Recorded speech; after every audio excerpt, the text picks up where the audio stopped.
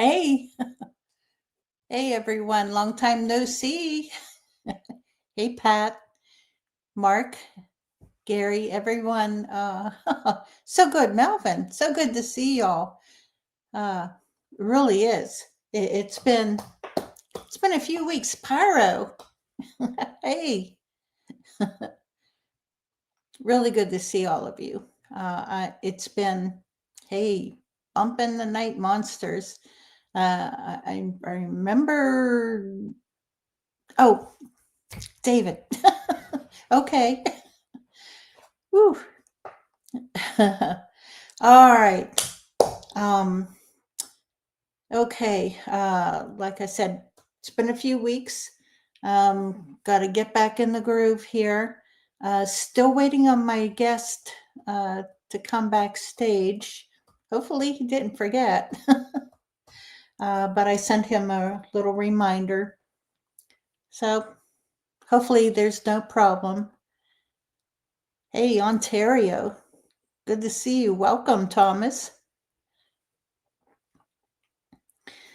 Okay, first things first, I want to, we'll go over announcements as well as we've got some prayer requests going on here. There's, I don't know what it is, but there's too many friends having some, pretty nasty health problems, as well as there was a death in my family. My nephew passed away a couple days ago. He was the, let me see, my sister Dorothy's son. And he was 76 years old. And just still don't know, what the cause of death was. Just thank you, Gary. My sister's really, really in need of prayers. She and the two surviving siblings. But also, I want you to keep Greg House in your prayers. Last I heard, he is still in the hospital. If that's changed, please let me know, guys. Last I heard, he was improving, but it's a slow process. So keep him in your prayers, as well as Wanda and Abby, as well as the doctors. And, he's a good guy, really good guy. Also, Fred Saluga, very good friend of mine. He's been very supportive of me from the very beginning, very, very, very beginning, whenever I first was searching on the internet. And, for people local. And he, as well as Brian Seach, who has been on the show, both of them have been on the show. They were very supportive of me, very helpful, extremely helpful. But Fred Saluga is in the hospital and in need of your prayers. And so let me see. And I know that there's quite a few here in the chat. I have right here on my list, I've got a written list here. I see a lot of the names here, as well as there's a few other names that are missing. Okay, there we go. All right. Okay, there's Tommy, he was backstage, and I'll bring him on in a minute. I don't quite see him coming in. We'll see. He's back there. Pine Nut Yoder, good to see you. Hi. Aw. There he is. Okay. All right. So in the meantime, guys, if any of you have a prayer request, anything going on, please, you can write me privately, or else you can just type right here in the chat, just prayer request. You don't need to go into detail. Um, just type in that you're requesting prayer, and we'll put you on our list. And we've got a lot of prayer warriors right here in chat. So, let us know. Just know that all of you are truly in my prayers. Okay. And, oh, that's right. I also wanted to go over a little bit as to our camp out that we had about a week and a half ago. I was invited on a camp out in Alabama, and I knew I would not be able to make the drive down. My health just is not that good that I can do the drive. So I flew down, and a bunch of the campers chipped in and helped me out. A tent was provided, a bed, sleeping bag, gear, chairs. Everyone was just so kind, so helpful. Love all of you. I really do. Great group of friends. I've met most of them already at other campouts. One's from Land Between Lakes, and so on, a couple other ones. And just looking forward to seeing them again. But I'll just briefly go over. It was a long weekend. I got there on Thursday, I think the 23rd, and flew home on Monday, the 27th. And the weather on Saturday, what was that, the 25th, was starting to get a little windy, and there was a storm supposed to come in late that night, Saturday night, and stormy all day Sunday. Well, our campsite was up on a bluff above the river. It was already pretty windy up there. Things were blowing around. A lot of trees, so we were worried that trees may, there's a possibility of trees coming down on campsites. So everyone packed up and left Saturday. By Saturday evening, everyone was gone. Unfortunately cut short, but we did have a fantastic camp out. There were a couple people who reported seeing something, a possible Bigfoot at a distance. There were whistles heard, and some vocals, possible vocals, and let me see what else. But the most active night, and it always seems to come on the third night. If anyone else has gone on a camp out, with Bigfooting, it's usually the third night whenever things begin to really ramp up. And so that's what it was.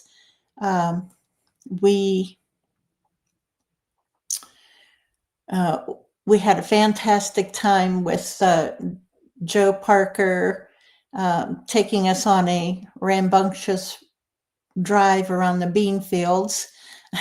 Pat, you remember that? And and then the following day, Kumbo, we were telling Kumbo about that drive, and he said, "Oh, was it like this?" And all of a sudden, there goes the truck right into the bean field, and just bounce, and slamming all over the place. It was great. It was a wild weekend. It was great fun. Absolutely, Pat. Yeehaw, yes. uh, but okay, let me get back to the activity though. Okay, it was, oh my. Yeah, there were already people there camping by the time I got there. Sorry, got to take a drink.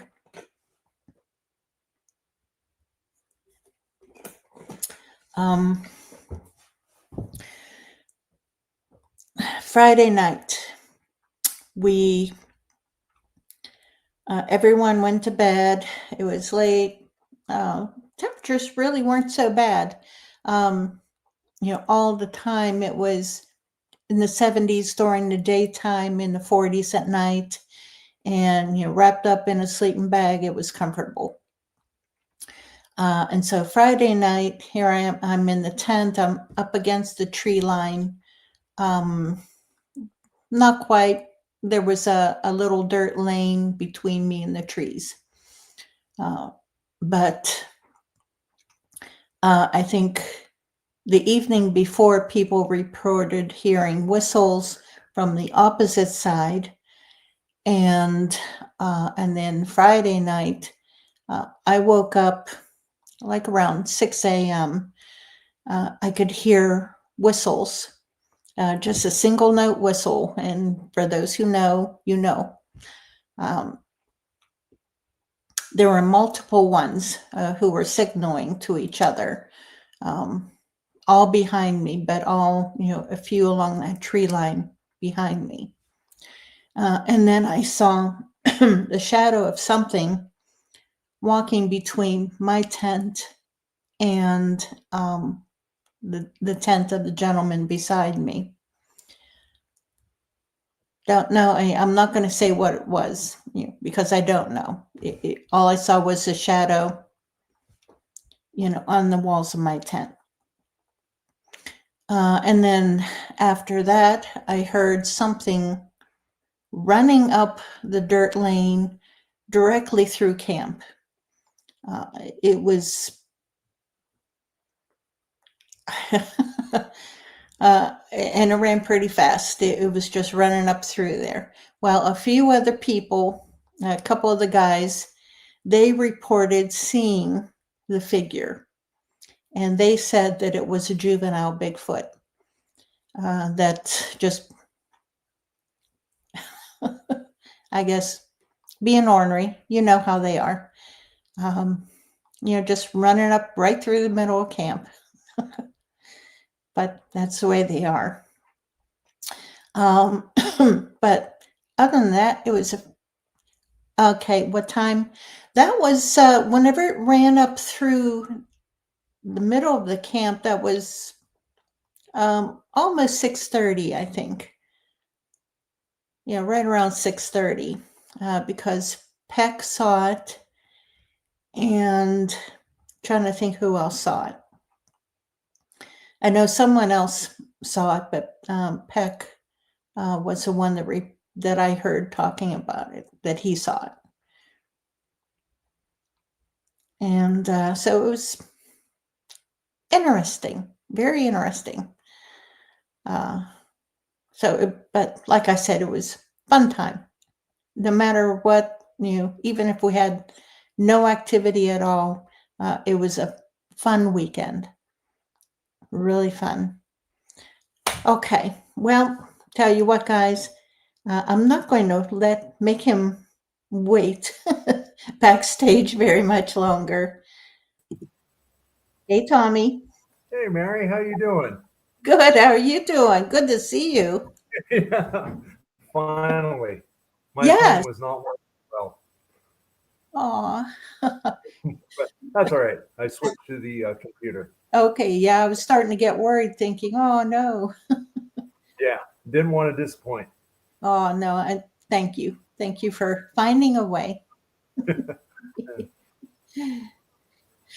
But okay, if anyone who doesn't know, Tommy is part of CRYPTOVANIA, along with Jason. Okay, what's his last name? Trost. Thank you. Yep. and they have they're on Facebook and probably other social. Yeah, at one time we were on Roku, and we've got Facebook, and a long time ago we had Instagram and Twitter. Jason's very active with the Twitter. Okay. Just about the best thing to do to find us is just type the word CRYPTOVANIA into the search engine, and you'll see how much is out there. Okay. Now you no longer have the Roku channel? No, I think it's been about 2 years ago since we had that. Really? Oh, Yeah. that's a shame, man. Something had to go. Like right now, Jason and I, we do everything with the organization. At one time, there were 6 of us, so that's a lot of things. Yes. Yeah. Yes. I get it absolutely. Yeah. Yep. I understand. Yeah. So, tell us about yourself, your how you got into your cryptids and whatever else that you're into, and just tell us about yourself. My big thing is this. If you couldn't tell, I own a garage, and so many people have come in here and been real sheepish about telling me and whatever, and they make sure that no one's around or whatever. They say, "Hey, let me tell you about what had happened to me." Everybody has a Bigfoot story or a Dogman story or something, and I kept doing it and doing it and doing it. And I kept hearing all these stories, and I just had the feeling to do CRYPTOVANIA. Like, that's the best description there is for where we live at, like northern Ohio, Pennsylvania, like kind of all that region right there, a little bit of New York and stuff. But it's so funny. I've had 500 people, at least 500 people, and I've been in business for 30 years. Yeah. But at least 500 people have told me their story when it was just me and them. And there's been some fabulous stories. And honestly, I don't think they're just stories. I think they're telling me what happened. And I believe a vast majority, almost all of them, I believe, because there's no reason to lie. When it's them and me talking to each other, they have no reason to say they're not going to get famous. There's no way. And it's really a cool thing. And so years have gone by and stories have piled up. Today, I got my latest one today. So Cool. a lot of things happening out there. Very cool. Yeah. It's always fun whenever someone, just comes up to you out of the blue and starts talking to you, about what they saw or experienced. And and it's all walks of life also. It's everybody from doctors to lay people, and everybody, there's a certain commonality in the stories. Like, it's an awesome thing. And it's really awesome to be the person who's been trusted with that information about people. Yeah. And it's really sets me in it makes me feel good. Yeah. And that's what it is. It's trust that they give to you, because a lot of times, too many times, their own family members make fun of them. Oh, yeah. So it builds up in them that they have a story to tell, and here you are, someone that they can share it with. Yeah. My brother, he's like a world-renowned coyote hunter, and he thinks I'm crazy. All I can tell you is I'm not crazy. I mean, what do you say? But he thinks that way, but he's in the minority of people. I think most people know that there's something going on, and I've seen with my own eyes several times. And like, there's a guy right up the street from us. He's just a normal guy, but he has 100-foot footprints, cast it, and Wow. it's so good to know him, um, and it's so good to like everybody has a story. You've just got to get it out of them, and Mhm. when they come in and they get their car worked on or whatever, I always have like a half hour to perform for the customers so I can really get it out of them. And then they perform, they tell me their stories and it's great. Yeah. Yeah, that's great. So tell us about some of your adventures that you've Oh, had. man. One of the cool things is like, there's been so much that has been going on all my life. I've been interested in it, but like for the last 7 years, I've been like the Bigfoot guy. And, I've been to Salt Fork many times. Yep. I've gone to Ohio, around here, many places around here. I've been to Bradford, which we had some good results on in Brad with Jason. Yeah, uh, yeah, we had some good times, and there was some stuff to see each time. Yeah. Uh, some of the pictures I sent you, like there, a lot of them were pictures from Salt Fork, Oh, and okay. that place is it's like nothing else. I Like agree. it's like the Washington of the East Coast. Yes. I think that and Whitehall, New York. I mean, they've got to retain the title for East Coast happenings. Yeah. And like around here locally, really locally, there's a lot of dog man that goes on around here, and Yeah. that's kind of scary for some people, and well, actually for all. But yeah, dog man is pretty prevalent around this area, and Hmm. I've talked to many people that have seen it. And it's so funny because some of the people that have seen it, they didn't even know what to describe. They were Yeah. like, I keep seeing this crazy bear, or I see, always a bear or something like Mhm. that. Or one day a guy come in here and he was getting his car worked on, and he's like, hey, Tommy, he's like, how big are the wolves around here? And I said, well, to tell you the truth, there really aren't supposed to be any wolves around here. And he's like, man, I just saw one. And I said, where at? And he's about 3 miles up the road. And he said, I was like, how big was it? He's like, just the buttocks to the upper, the torso or whatever. He's like, maybe like 7 foot. Wow. Something. I was like, oh my god! So I knew right away what he had seen, but I Mhm. didn't even dare say it to him. I would think that he would think I was a nut for even saying it, but I know what he saw, and I was right in the same proximity as what a lot of other people have seen things, and they say the Mhm. dog man or whatever. Yeah. Now, the one that he saw, was it quadrupedal or was it standing Qua- up? It was, Quadrupedal, yes, okay. Yeah, yes, interesting. Yeah, yeah, there's not supposed to be any wolves.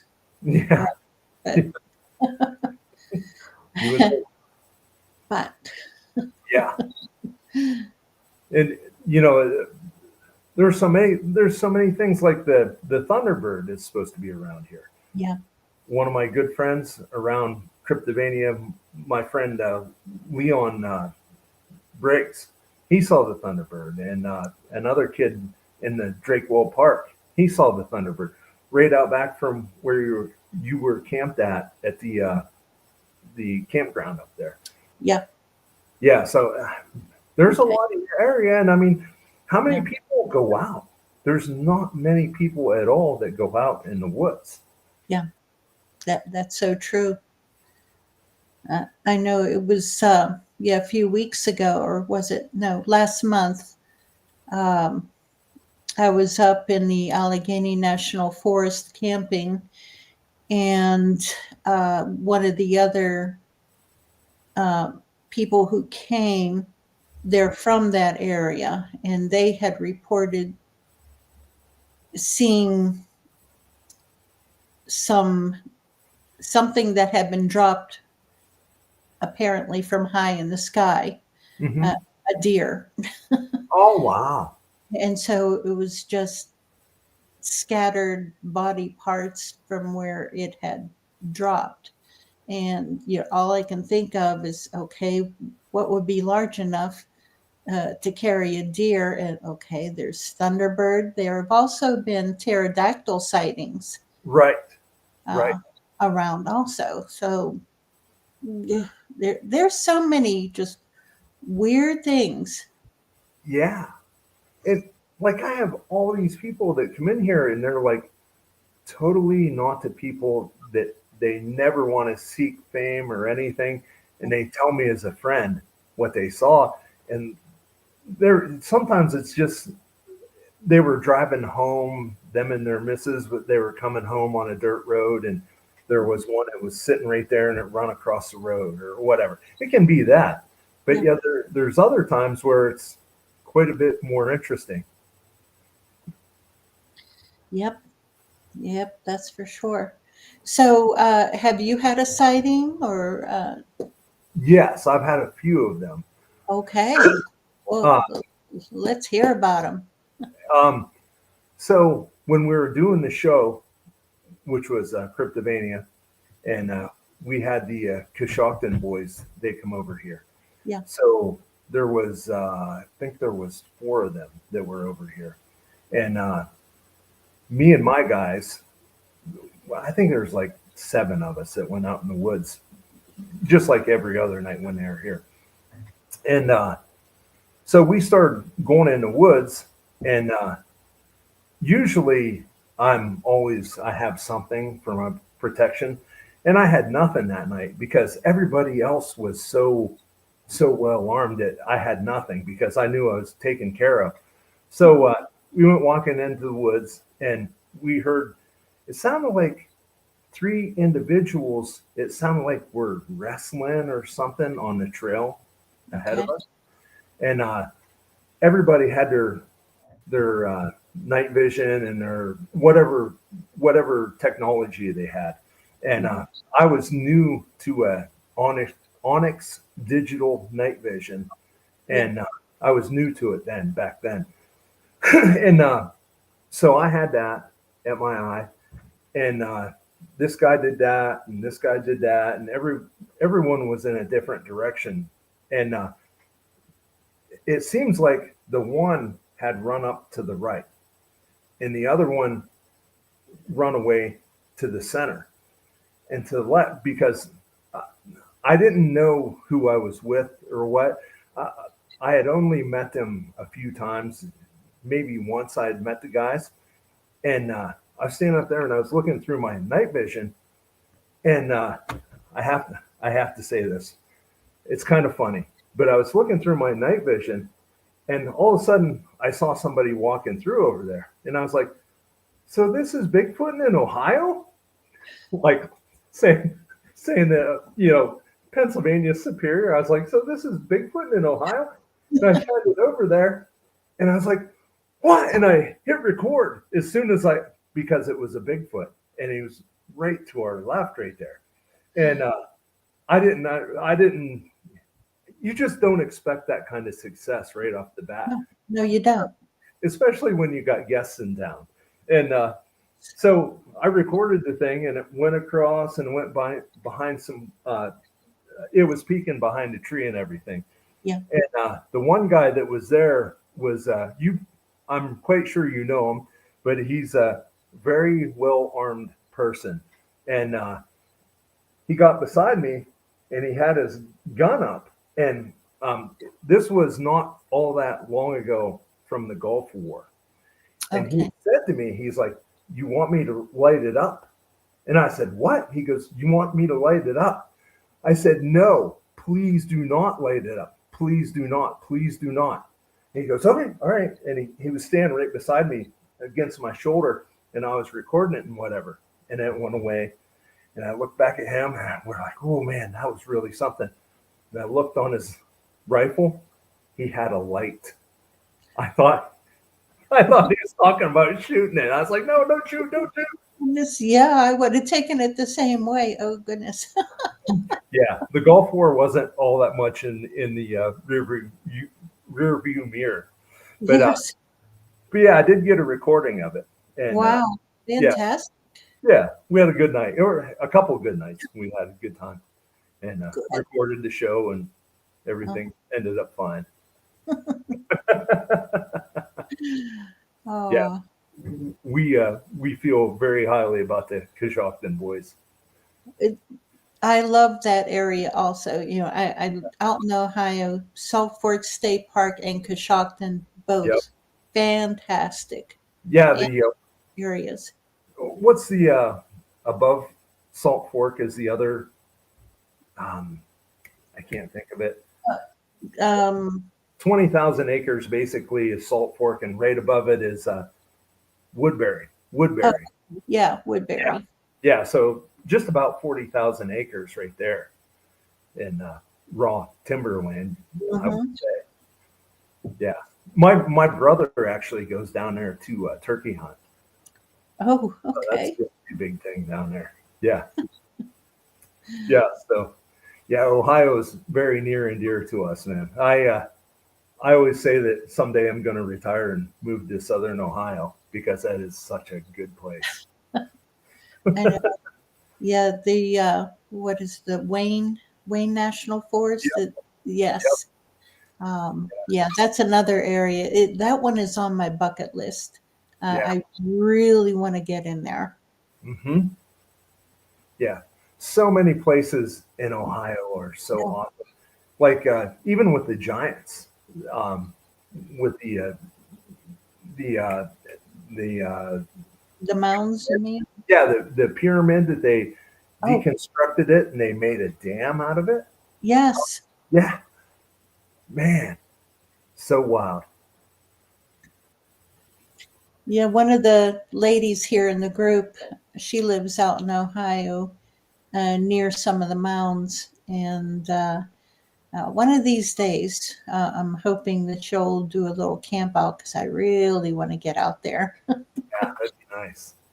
Yeah, Um, I I mean, everybody knows about the Serpent Mound, you would think, but yeah, there's so much more than the Serpent Mound. yeah. Oh, there really are. Yeah, it it really comes into your history. I mean, like, who knows what the real history is? It, Hmm. yeah, it's hard to imagine. Yeah, it is. The who were they built by and how did they exist? All we know is okay, they're thousands of years old, before the Incas, before that group came north.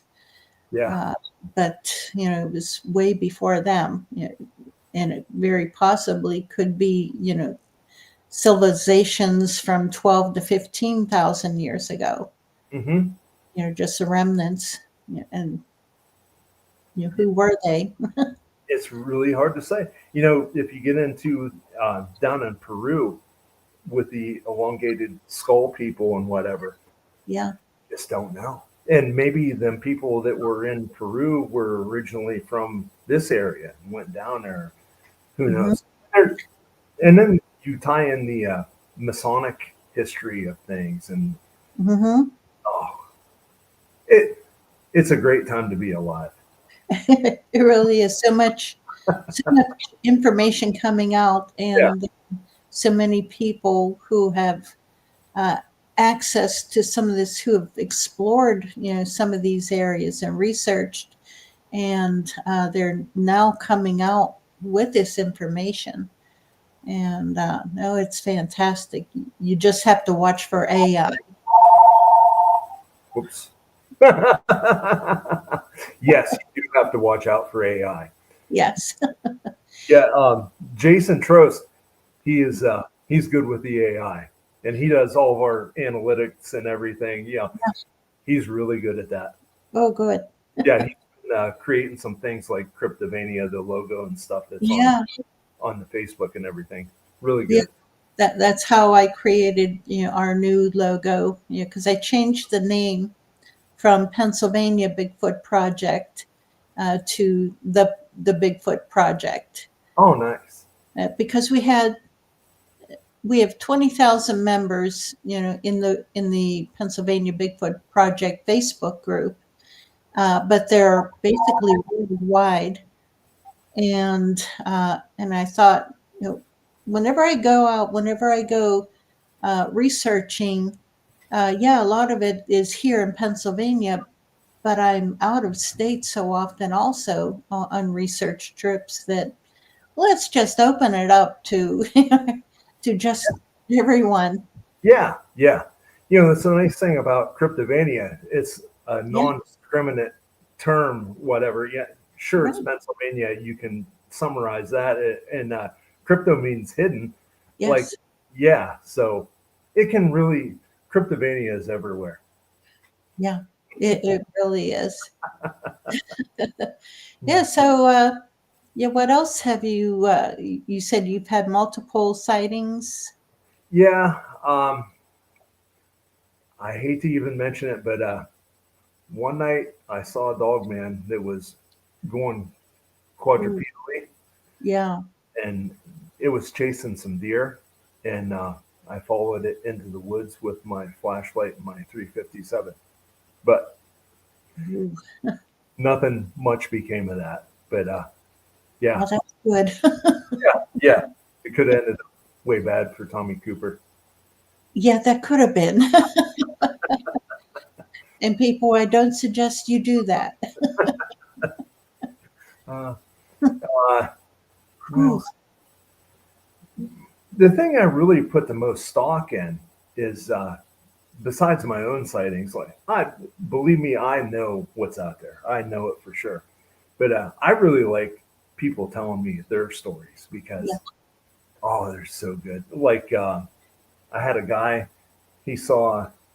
He was driving down. He was on his way to work in the morning. He was a logger, and there was uh, there was out in the cornfield. The cornfield was taken down at harvest time, and Hmm. he looked out there, and the phone wires were going like this, Oh, way high. They were going like that, and he saw him. So he looks over. He's like, "What in the heck is doing that?" And he looked over to the telephone pole. He looked up to the top of the telephone pole. There was a raccoon on top of the telephone pole. And he's like, how is that coon making the phone wires go like that? yeah. He looked down at the base of it, and he said down at the base of it, there was a Sasquatch rocking, and it was Oh, trying to get it off the pole so he could eat it. And oh, goodness. yeah, yeah. And he said it looked, oh yeah, it was crazy because there was another person that went the other way, and they saw what was going on. And they just floored it, and Yeah. he was just standing there awestruck. Man, that poor raccoon. Yeah, Having to hang on for dear life. Oh, goodness. Wow. Yeah, we've got a comment here from Western Ohio Bigfoot Research. my buddy Paul. Tell her about the Amish guy. Which guy was that? I have to ask. The Amish people are usually pretty tight-lipped, but they've told me a few stories. Yeah. Yeah, I talked to our local ones here also, and yeah, they're pretty tight-lipped about it. Yeah, unless you get them drinking. Unfortunately, okay, cross the road. Across the road. I'm trying to remember which story that would be.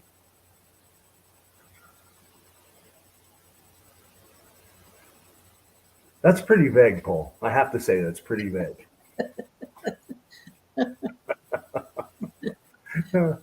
Uh, Yeah, maybe he'll go into more detail. so Paul was over in Cryptovania, and he was over here for I think 3 days. And one idea he had, I think, was pretty good idea. pretty wild, I thought. But the one area that I'm a researcher of, it's pretty foreboding. And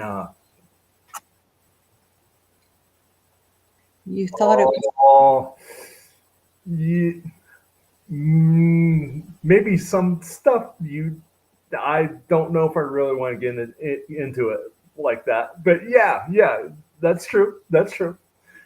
So Paul was here, and my research area is way in the bottom of this valley. mm-hmm. And so Paul had the idea. He's like, I'm going to go down in there. I'm going to set my tent up, and I'm going to play the Gospel of John. And he left it play like that overnight. And he had recorders and cameras and everything set up. And turned out we didn't really get anything, but it was still a great idea, I thought. Yeah. And yeah, so, but we went and we did other things. He was over here for 3 days, just like T-Mac, if you're familiar with him. He's with the cameraman and all those guys. Okay, yeah. He's been over here twice. And matter of fact, when Paul was over here, T-Mac was over here. And that guy, I'll tell you, he gets it done. He's not afraid. The Gospel of John in Cherokee, that's what it was. Yeah. Wow. Yeah. Interesting. Yeah. And that's what it takes, I think, is that, to be interesting, to take things that maybe are not tried and true as far as things have gone. You've got to experiment. Absolutely. One suggestion, though, Cherokee is more of a Southern native language. You would want something in Seneca, if you're going to do in your area. Yes. Good point. It's a totally different language.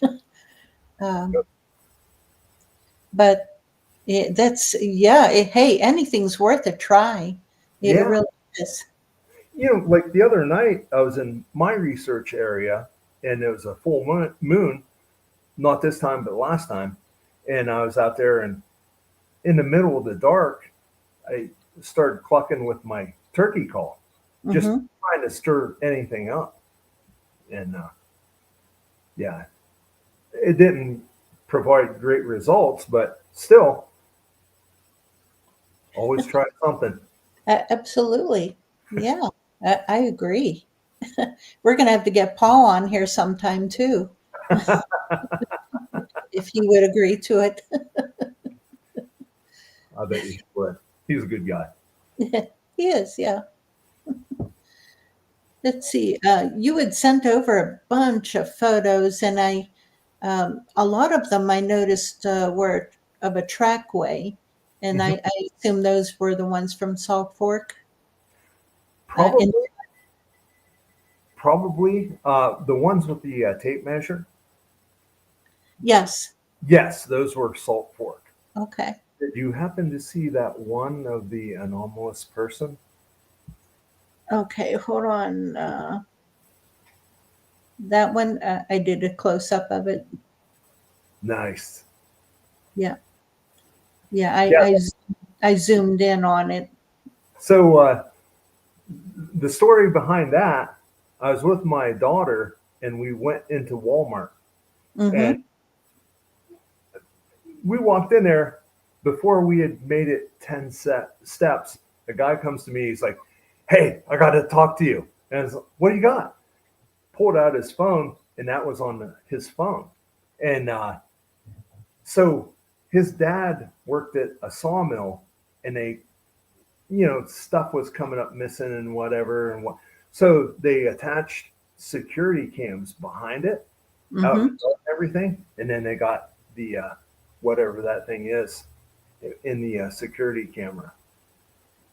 And but I know right where that sawmill is, and it's right behind it. That's like state game lands, and it goes for it's nearby where we are.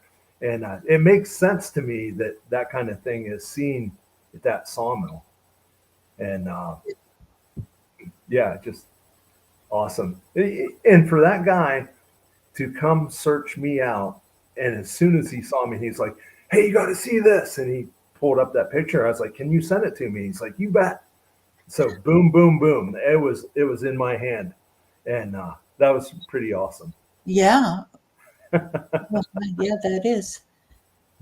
Yeah, as soon as I saw that, I said, boy, I got to zoom in on that and see if I can bring it up a little bit better. But yeah, Melvin says it's got to be at least 8 foot tall. Um,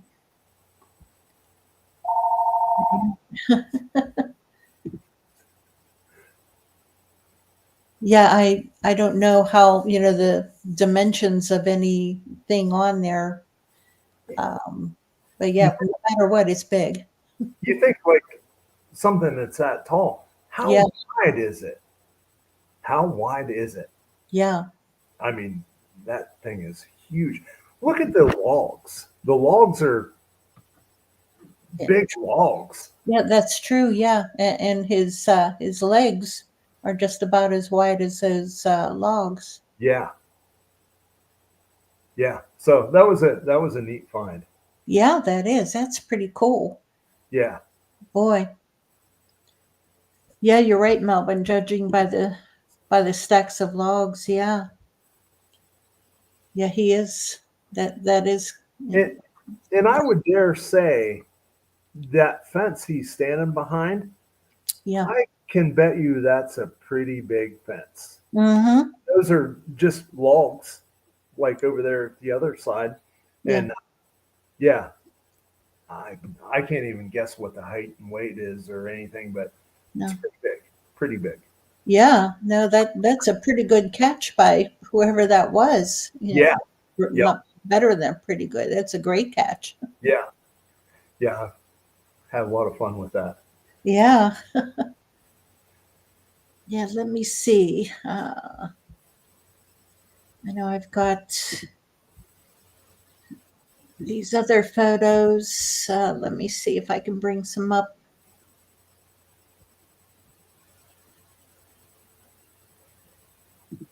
All right.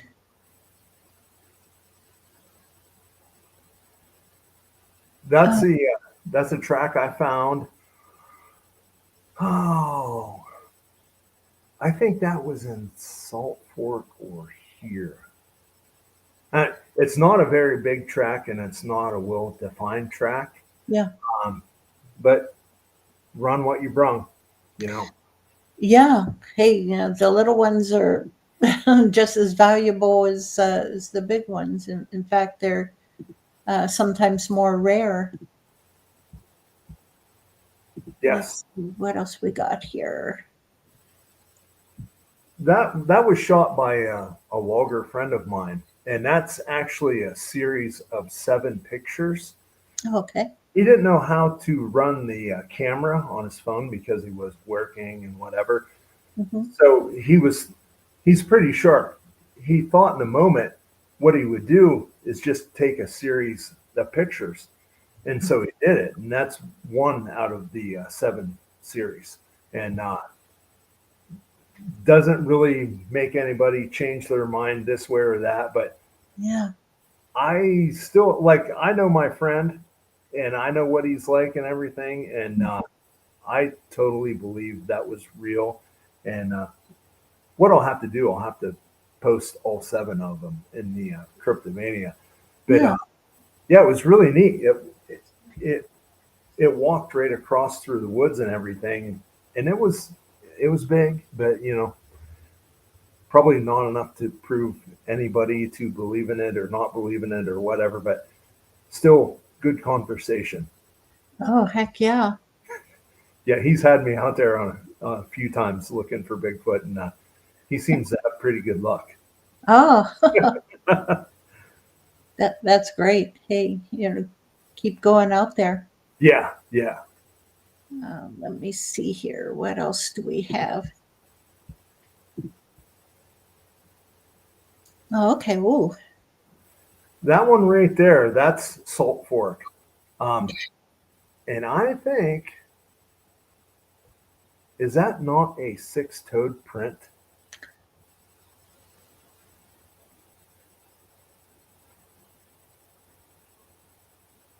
Holy crap. Yeah, that's what it looks like. Yeah. Yeah. That's kind of what I thought. And Well, either that or else, wait a minute. Geez. I don't know. I'm not going to say definitively, Yeah. but it looks like a six-toed footprint. Yeah. Yeah. That one, you'd really need to study it because I know sometimes there's a gap in between the big toe and the second toe.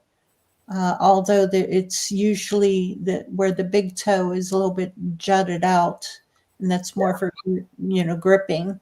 Yeah. And Okay.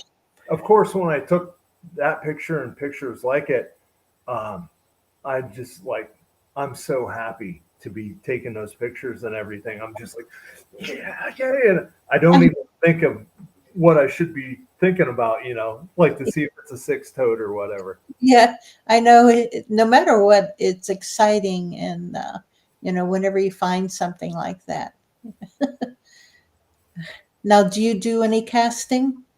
No, I do not. The only time I've ever casted in my whole life, I was with Amy Copeland from the Monroe, Uh-huh. and she had the casting material, and we casted a bunch of prints. Uh-huh. I have one on my wall, but yeah, that's the only time I've ever casted in my life. Yeah. Yeah, Amy's really good, at with keeping casting material and everything. Yeah, She's fantastic. the entire crew is good about that. Yeah. Yeah, there's I know all I do is take photos. I have never casted, and yeah, I just prefer. I just don't go to the trouble of it. right. They look cool on your wall, but I mean, they're cool. They're great to have, but I mean, who's ever going to look at it and they're like, "Oh, now I believe." Yes. Yeah, they're interesting to look at, but they're so cumbersome, and and they break. I've got a couple here that other people have casted for me, and one of them broke. My husband has to fix that one yet. Yeah, But that makes like around here, the media that I have, it's not conducive to footprints. yeah, There's a lot of leaf litter, yeah. and there's not really a super amount of mud. Mm-hmm. Everything's taken up by plants and whatever. So Yeah. I really don't get a lot of footprints around here, but I have, but just not many. Nothing like Salt Fork. I mean, oh my goodness. I know, right on that lake. Yeah, Yeah. yeah, yeah. So good. Um, and like, oh, I forgot what I was going to say. Yeah, yeah. Salt Fork is definitely the awesome place to go if you're available for it. I agree. It's oh, I advise anyone, if you're interested in learning about Bigfoot, if you want to possibly experience a Bigfoot, that's honestly the place I always advise. Mm-hmm. I go to the group camp, along with the the guys from, oh, geez, what's Doug Waller's group? Oh, Salisbury. Yes, Osby, thank you. Yep. And just get in there. Yeah. It's fantastic.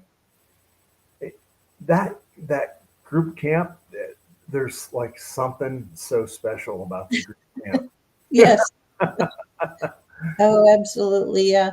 I know I've had so many times where, something has, rocked my vehicle as I'm sleeping in there. And it's like, okay, hello.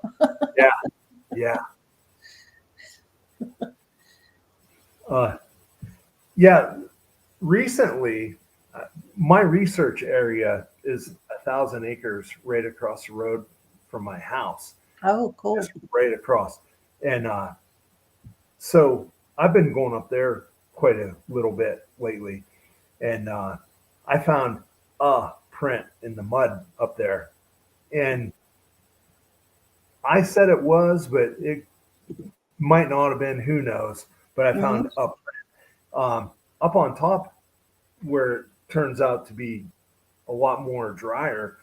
I found a series of prints up there, but they were really small. I mean, they didn't go in very far at all because it was basically on a dirt road. Uh, Mhm. and that's kind of what we're left to deal with, you know. That's footprints they're a hard sell around here because you can't do it most times. Yeah. However, I can say this though, my buddy right up the road from me, he's for a lot of different reasons. He has the material that he gets casts in, and Mhm. my goodness, he is Donald Slovey. He's the master caster, is what we call him. He has Okay. so many footprints, man. He's got them anywhere from a knuckle print to 24 inches, man. He's yeah, Wow. yeah, yeah, Nice. yeah. Boy. Now let me see here. Sherry has a question. In areas that get a lot of snow, do the Bigfoot have bigger or wider feet than their brothers where they don't get snow? My Um, honest answer, I don't know. I agree. I don't know. A good Uh, question, but I it, don't. yeah, I've seen tracks, huge tracks, both up here and way down south. And I don't think that, yeah, yeah, it just depends on the type, I think, because I know the type twos are, they're built slightly smaller than the patty, type Hmm. one. Um, but other than that, it doesn't matter as far as I know, and that's not much. I just don't know. We're on the same page. Yeah, yeah. All we can do is guess, and hey, be honest. We don't know. But yeah, The one any. Oh, go ahead. the one picture I sent you, it was with a probably a grown adult and a little one right beside each other. I don't know if Okay. you had that or not, but man, I really wish I would have casted both of those. All right. Let's see. Oh, there's so many footprints in these pictures. So tiny on the screen. Uh, well, there's one with your hand in the photo. I guess Now as a. that's a something print. It's a canine. Oh, okay. Is it one of the ones with a skull or tape measure No, I think skull can. skull can? Okay. Let's see. There's That that one. is that is the Cooper method for how you measure tracks. Yes, skull. Okay. Well, no, we already saw that one. All right, hold on. Look for skull. I think it. I'm not sure that the skull can is in there, but there's no tape measure. But I remember telling someone that I had pictures like that, and they were like, "You should have got me the cast." This girl, she was like, "Oh, that'd have been so cute." There we Yeah, go. that one. Okay, Yeah, interesting. yeah, yeah. That one weekend I was down there, I felt like I was tracking 7 individuals down there over the weekend. Hmm. Maybe I wasn't, maybe I wasn't, but that's what I felt. Um, so that's a heck of a lot of Sasquatch activity Yeah. for Now just this was at Salt Fork. yes, yes, Okay. yep. If you get it when the mud's right, Yeah. it's the place to be. Oh goodness, yeah. You're right along the lake. You'll find a trackway there. Yeah. And I found it very interesting. A lot of the tracks, they were in the lake and they come out and they come over just a little ways and then they went boom back into it. It's not like they were fishing. It's not like they were somebody that was down there in their bare feet Hmm. tromping around. And there was like a direct action out of the water, up a little ways, and then back into the water. There was no fooling around, which I found very interesting. Yeah, I've heard from others that they'll swim, and they can swim a pretty good distance, also. If you believe in like their hips or they go fluid more than what people's do, Yeah, it makes sense that they would be tremendous good swimmers. yeah. And just think of the volume of their calls, and so their lung capacity, uh, Yeah, for holding their breath, underwater. yeah, And because I heard of, you know, right up here in Moraine State Park, of a couple people where their canoes have been flipped by something underneath. yeah. So that I don't want to happen. It's amazing how many stories come out of Marine. Yeah, yeah. I found quite a bit of evidence in there, and a few stories. I think there was one of a white one in there that I heard about 10 years ago. Yeah, there's. Do you remember the dimensions of the largest track in this photo? No, but I can tell you by my snuff can, I'm going to guess probably about 12 inches, Okay. I would guess. So I've never found a truly big one at Salt Fork or any place. I've never sighted a super alpha adult male or whatever. Yeah. I have seen them like through other people's casts. I've seen them, but Mhm. that's really what I want to. I want to get one with a big footprint, and I also want to hear samurai chatter. Yeah. I've heard samurai chatter before. Yeah. Uh, yeah. The group camp. From what I recall, people consider it more of a nursery area where the juveniles hang around, and so it's very possible, that's what you're finding around, the lake, Hmm. these prints. It could be just a teenager and a younger one hanging around, babysitter or nanny. Something that I feel is like probably the females and the young ones Yeah. would be more adept at the whatever kind of plants there are, Mm-hmm. mussels and whatever.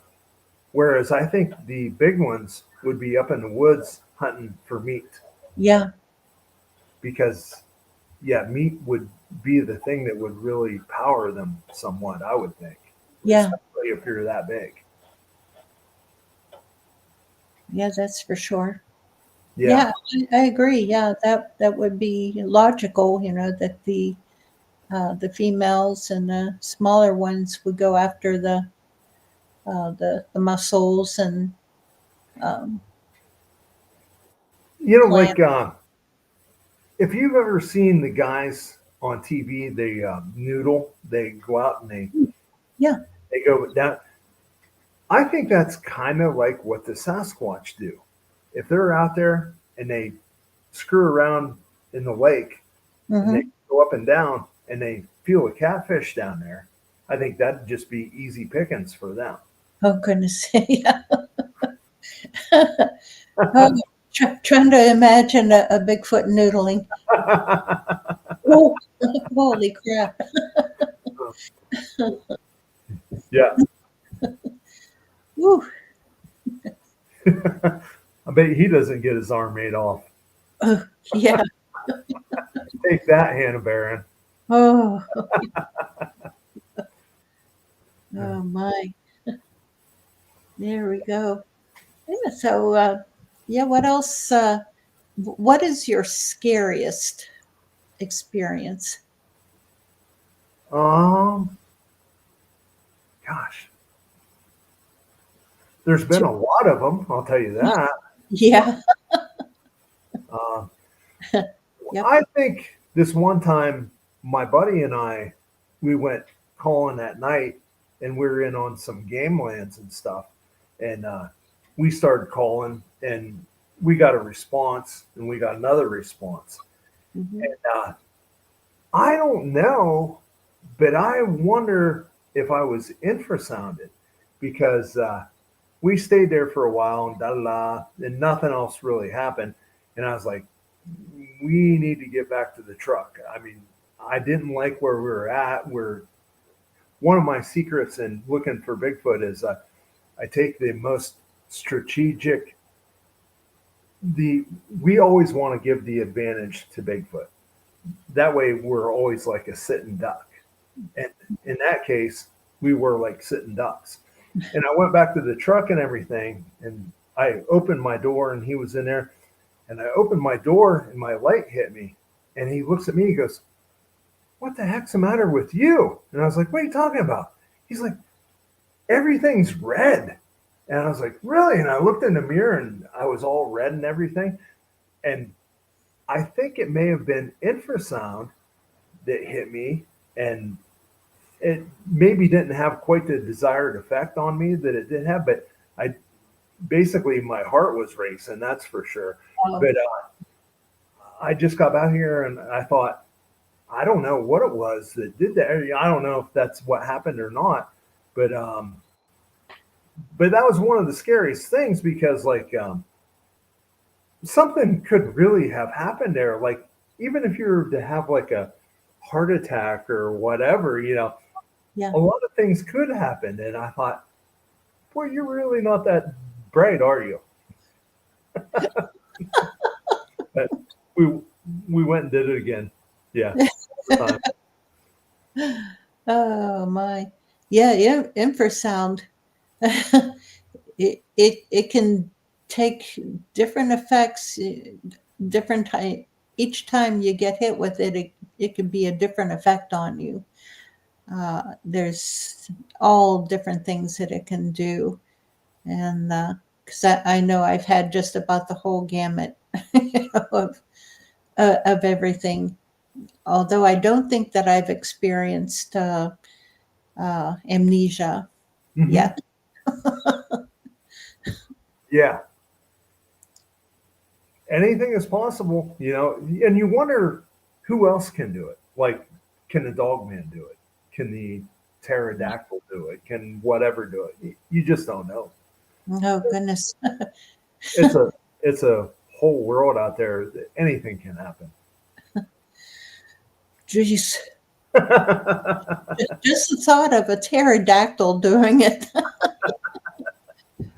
Gee, thanks. Right, right, That's the stuff out of nightmares right there. right, right. Yeah, when I was a little kid, all we thought we had was eagles. Who knew? Yeah, who knew? Oh my. And then, do you have any experience with the flying rod? Now describe what you mean. It's like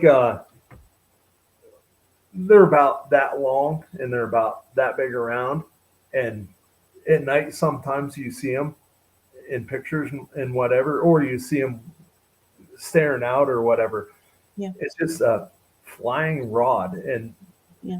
somehow this particular area is kind of known for it. Hmm. It's in the paper and whatever from way back in the day, like in the 1800s and whatever. And I think it's skyfish. Yes, that's what it is. Fish, Skyfish. yeah. So I think it comes to a lot of people were outdoors more than they are now, obviously. But a lot of oil men and stuff like that were on the rivers at night and everything, and that's usually where they're seen at. But Yeah. it's kind of like a cryptid, and it's kind of like a UFO. It's so strange. It kind of bridges the gap. Huh. Yeah, I've seen them in photos, in a couple of my photos, but then I'm trying to remember where it was that I took them. Offhand, right now, I don't know, but yeah, or a skyfish. Yeah. Ah, interesting. Yeah, Yeah, I think that I just took it as a possible camera anomaly, or uh, uh, yeah, yeah. You never know. that's right. That's right. But how about have you seen any of the lights, um, I did. Yeah. orbs, or anything like that? Oh yeah, I've got a real good orb video that I Oh, oh, on, really? on Cryptovania TV on YouTube. Okay. Cryptovania TV on YouTube. Um, so I recorded this orb. I recorded it for I think about a minute 45 or whatever. And Hmm. the thing about it was at my buddy's place, and it's a really good Bigfoot spot. Go figure. And I recorded that, and I did it through my digital night vision, and it wasn't visible to me, and it wasn't visible to him, Hmm. but there it was, and it was maybe 15 foot from me, and I've got the feeling it was sentient, and, Okay. and it was about the size of a medicine ball, and Whew. this is kind of the weird thing about it. When I saw it, I started recording it and whatever. And, I saw I was going to do this, and it was kind of just up in the tree. Hmm. And I said to myself, without even saying it to my friend, I was like, come on, dance, dance. I was thinking that to myself. As soon as I did that, it started going like that, round and round. And I Oh, was, wow. and I didn't say it out loud. I think I said it to myself.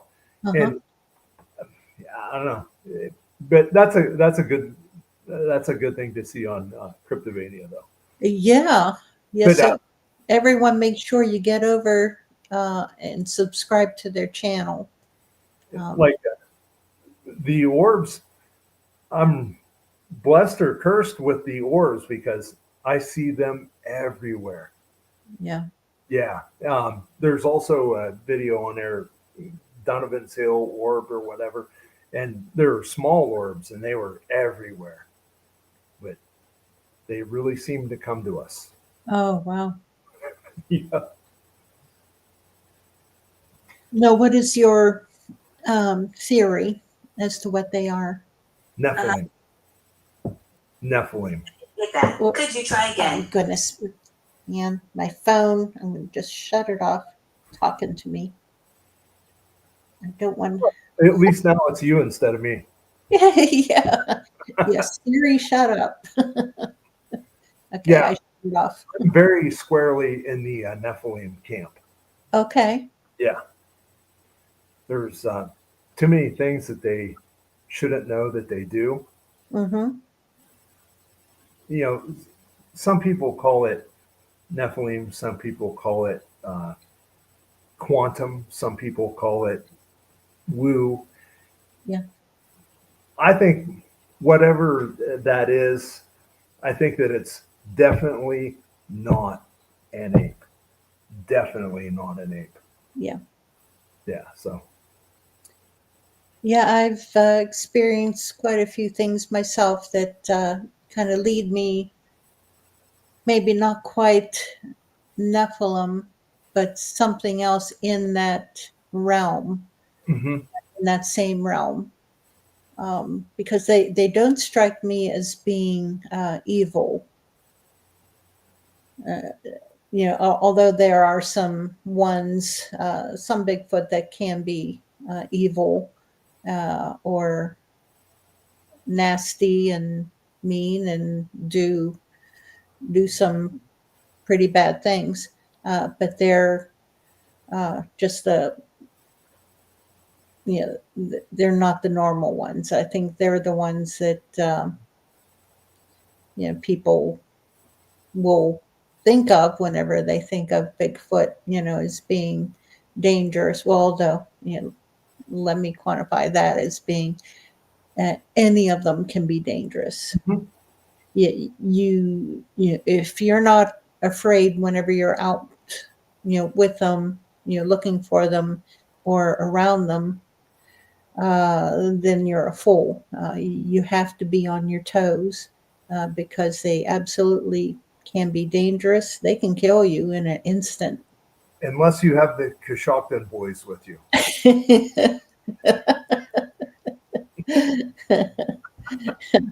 or the Alabama boys.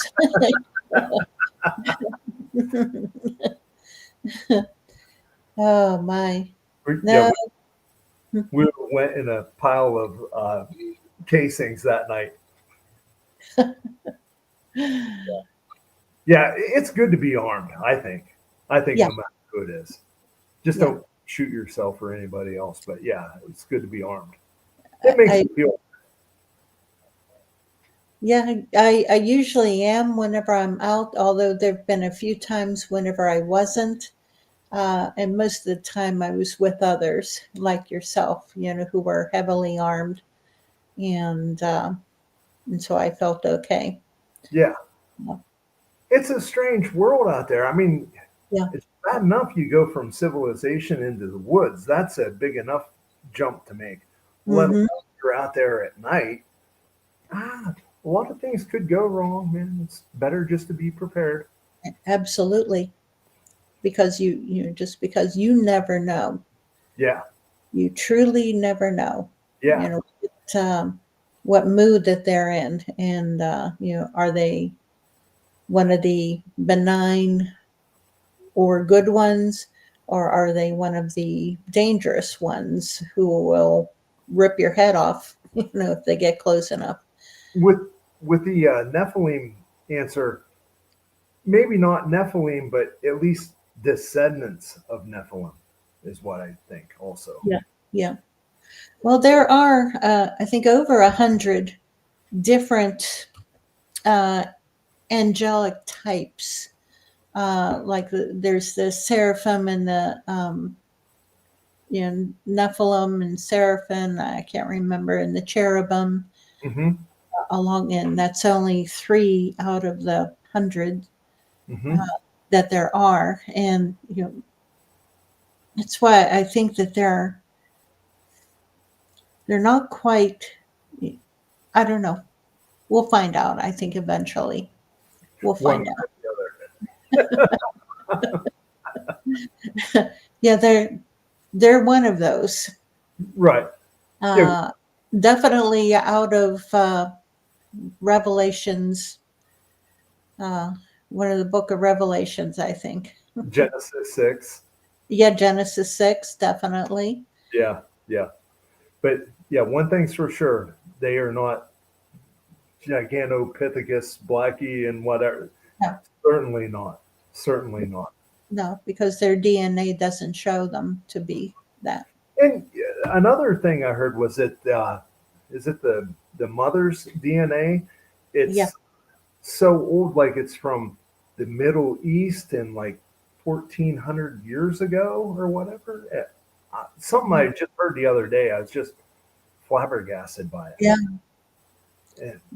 And I've heard people saying that sometimes they saw ones that were very Middle Eastern looking, except they were super big. Mm-hmm. Yeah.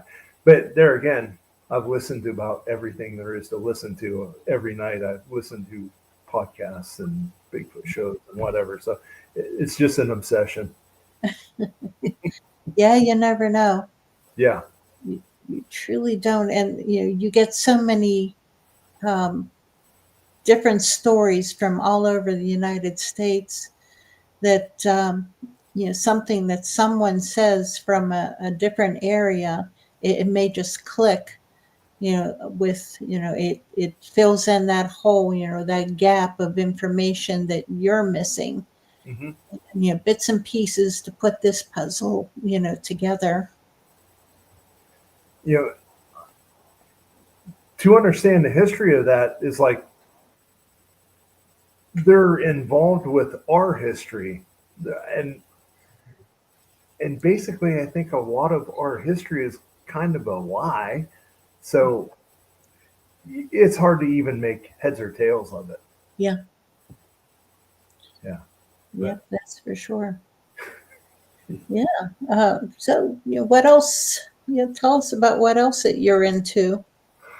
Tires and Bigfoot. Uh, yeah. Cryptovania. I mean, that's takes up all my time. Um, um, Jason and I, we work hand in hand on Cryptovania. Yeah. And we put so much work into it.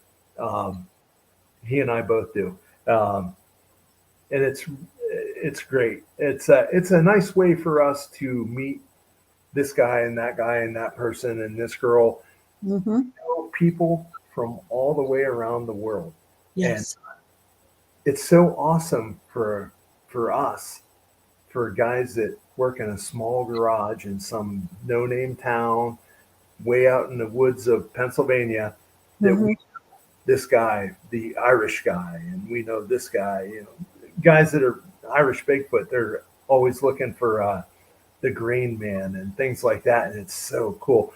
And then on the West Coast, we know a lot of people out there.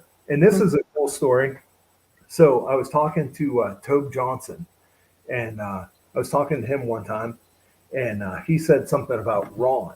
And he's like, no, Ron. I was like, who's that? He goes, Ron Moorhead. I was like, really? I was like, if you see Ron, tell him I said hi. Tell him that Cryptovania said hi and this and that. And he's like, all right, I will. He's like, he knows you. And that just blew me away. I couldn't believe it. Aw. That's amazing. Wow. Yeah. Yep. So it was pretty awesome to think of like some of the OGs of the whole thing. Like, Yeah. he knows what we're into and what we do and that whatever. I was like, man, that's great. I tell you what, though, having a partner, just having a partner alone is awesome, but one as good as Jason, Yeah. eh, you know, just to help you out in teamwork, Yeah. with your organization, just that makes me jealous. And the other thing that is good is like what I'm good at, he's maybe not so good at. What I'm not good at, he is good at, so it's really a symbiotic relationship. Yeah, So it's really done well. that's He's my bestie. He's my bestie. I know, boy. The two of you, like Abbott and Costello. He had to be producing tonight, so that's why he's not here. But he's got a lot of irons in the fire. Now, is that him handling the comments on here, jumping in every so Yeah. often? He's on there as Cryptovania TV, I think. Okay. Yep. So that must mean he got done at the gathering. Wow. Yeah, I'm gonna have to make my way back up to your area again sometime. Make sure you let us know. Oh, absolutely. Yeah. I head up to the Allegheny National Forest quite a bit, although this year I was only up there the one time. But I've been keeping track. We have a research area near Cook Forest, Mm-hmm. and I haven't been up there this year yet, but I'm keeping track, with the other researchers. But yeah, I know you guys, you're in a fantastic area just for the history alone, which I love. Yeah. We're right on the northern tip of the Allegheny Park and everything. Like it's not a state game land, but national park. We're right on the edge of the north of it. So it's definitely not far to get out there and research. And like I Yeah. said, right across the road from me is 1,000 acres. It's all wooded, and so it's really awesome. It's a great place to be.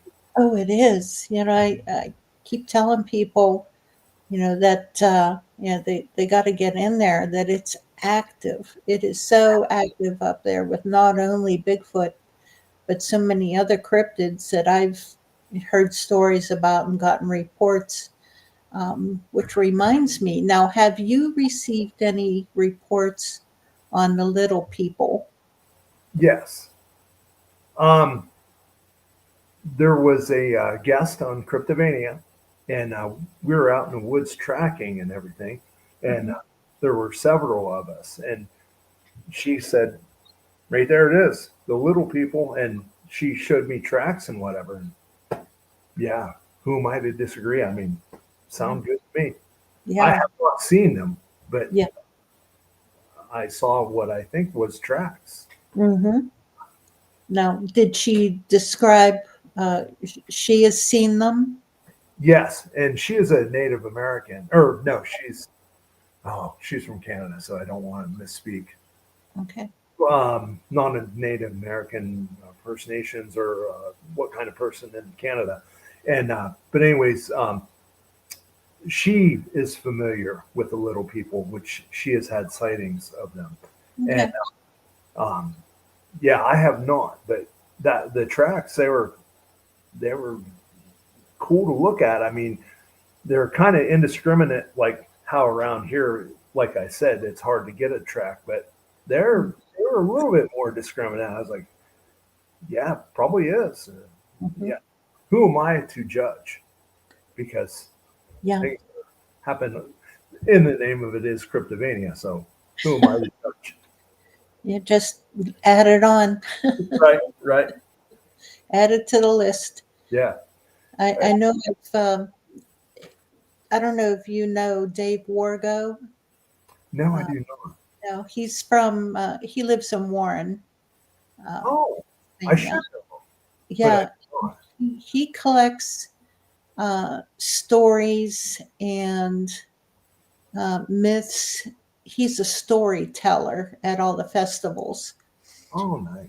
and he talks a lot about the history, as well as Bigfoot sightings and other cryptid sightings around the area. And I've had him on the show a couple of times. Um, If you take Kinzu into that, yes, gosh, there is so much that goes on around Kinzu. yes, absolutely. Yeah, What- that's another area that I suggest people go to. That it's people just don't know about it. They Mhm. should, but it's there. It's active.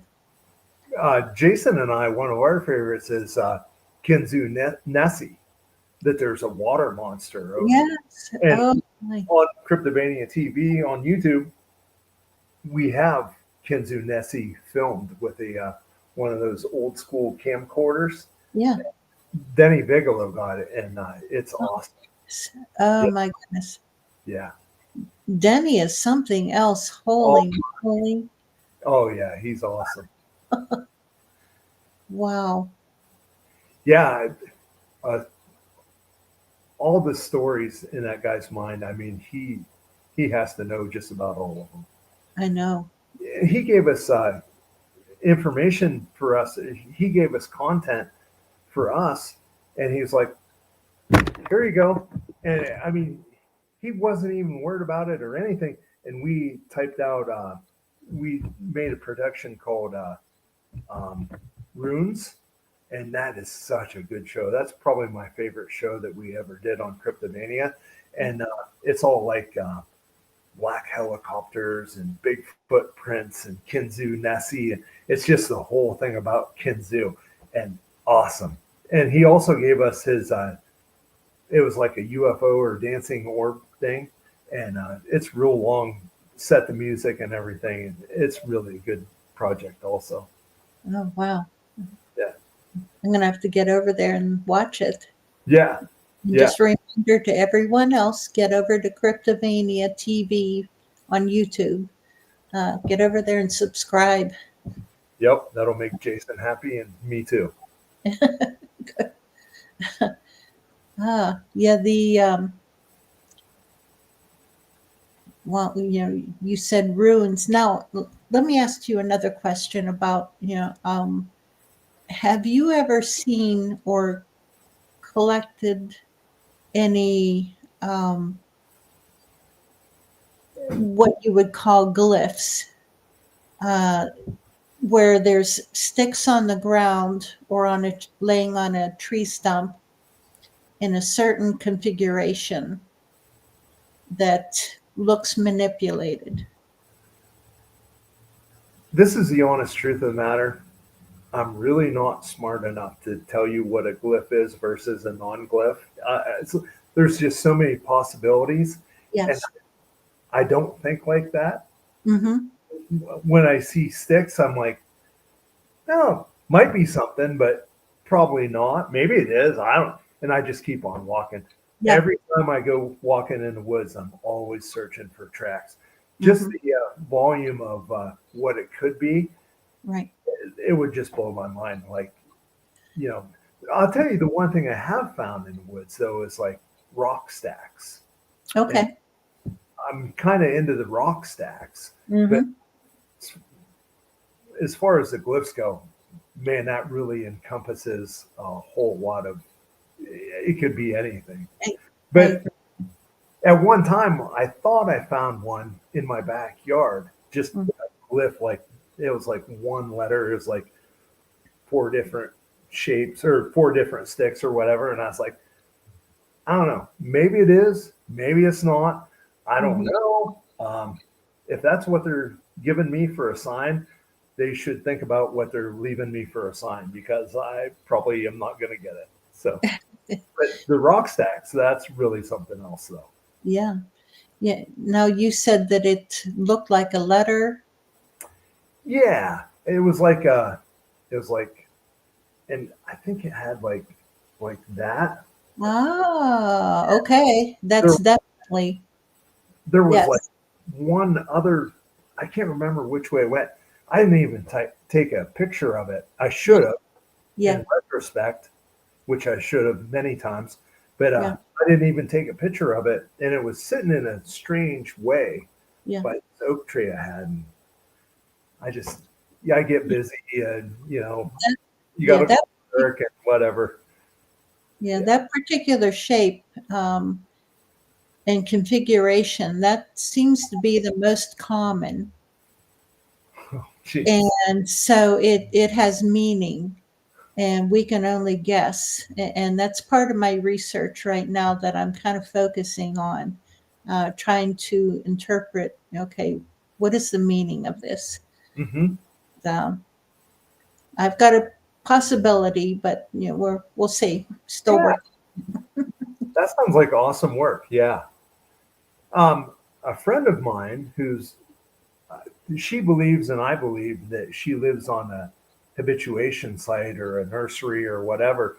And sometimes, like, she has dogs and she lives alone, and like she'll be out with the dogs and they'll go back in there and stuff. Sometimes, like, things are gifted to her on her steps. Okay. Like feathers and things like that. And I think it's for real. I really do. She thinks it's for real. And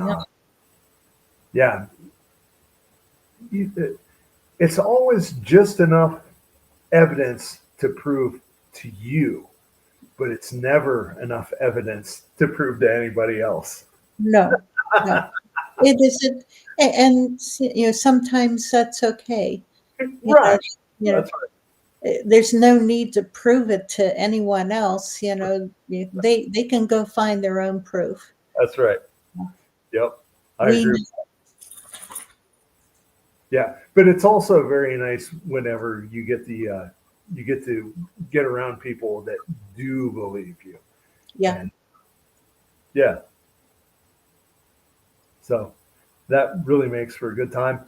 Just like I said with the little people, those tracks, I kind of think they were real. I mean, real is such a wrong word, but it's like I don't know what they were, but they could be. They could be absolutely. yeah, yeah. Melvin says gifting is dangerous. Just his opinion. But Um, the Sasquatch gifting her. yeah, and it's there's a possibility of danger no matter what. Either way, Yeah, uh, you just have to be cautious no matter what. Whenever you're dealing with Bigfoot. yeah, yeah. She's got quite a spread because the tornado come through and blew it all down and whatever. That Yeah. turned out to be a really good thing as far as keeping people out of there. And Mm, there's some trails in there that it's a pretty special place. yeah. That Nice. then we got Oil Creek State Park just down the road from us. So yeah, it's all good. Yeah. Now, you mentioned that you find stacks of stones. Uh, Hmm. what is your theory, if you have one, as to what they are? At one time I thought they were doing like salt licks or you know absorbing the minerals in them. Hmm. I don't think that now. I don't know what it is. Is it maybe some kind of sacred geometry? Is it dominance? Is it? I just don't know. Um, could be a dominance thing. Um, but I've done quite a little bit of that um, right in my area. And there again, if you stack some kind of stones up, who's to say that somebody didn't knock them down, or who's to say that Yeah. somebody like us didn't come manipulate some? And one place I saw there's like four stacks of stones on the side of this dirt road, which is like a two track. It's like grass in the middle. Hmm. They were right there, and it's like in the most random place that they were in there, and you're like, did humans do that or did something else do that? It's like you just don't know. Yeah. Yeah. You really don't. And who knows what the meaning is? Is it territorial? Is it a marking for, okay, where this is the trail that we're on? Um, Yeah, who knows? yeah. Um, there was a guy around here that he built like kind of a mansion, and Mhm. so I never really had any interaction with him except for right when he was getting ready to move to Florida or wherever, and he introduced himself and I introduced me, and so this place is really secluded, and I did know this area until he posted it, and then it was off limits. But before I knew that area very well, and it was a little bit squatchy figure. And so he told me he was getting ready to move and this and that. I was like, hey, I was like, now you're moving. You've got to answer me a few questions. I was like, have you ever been like sitting there in bed or watching TV or whatever, and all of a sudden your house gets smacked? He's like, yeah. He's like, I always figured that was the stone settling. And I was like, oh, no way. But yeah. So at the end of the day, I had him just about convinced that Bigfoot was real and whatever. But yeah, I just everything. When people come here, I'm like, hey, have you ever had this happen? Do you ever have that happen? They're like, oh yeah, all the time. I was like, well, what is that? I don't know. I always thought it was a coyote or something. Yeah. I was like, but Yep. Now, that's part. have you had your house smacked? No, I haven't had my house smacked, but I did have something on my roof one time, and Okay. also my front door opened, Ooh, and that could have been very bad for all parties involved. yeah. But yeah, when I went out immediately, I grabbed my gun and I went out there and had some choice words to say, and there was nothing. There was no car door. There was no peeling out. There wasn't anybody hiding. There wasn't nothing going on. But Mhm. I did have my front door open, and that I've lived here all my life. I know exactly what that sounds like when it opens and closes. And but there again, it's just enough proof to really prove it to you, but nowhere near enough prove it to anyone else. Oh, So yeah. there it goes. Yep. That's for sure. Yeah. Now, was it a smaller one or a larger one up on your roof, or what? Well, I think it was a big one because I'm the most I'm the most sound sleeper in the world, and it was right outside where my head was, right through my window, and I was sleeping, and something hit the roof, and it woke me up. So therefore, I knew it had to be something really big. Yeah. Yeah, nothing really happened because after that, I didn't hear no. He went away, or I didn't hear nothing. But that's that's what I think happened. Yeah. Is it a two-story house or one story? Two story, Two two story. story? Yeah. About how high up is your roof? That part of the roof is about 12 foot tall. Okay, well, easily in there. Yeah. He could jump down from there, Yeah. uh, or Yep. or even jumped up.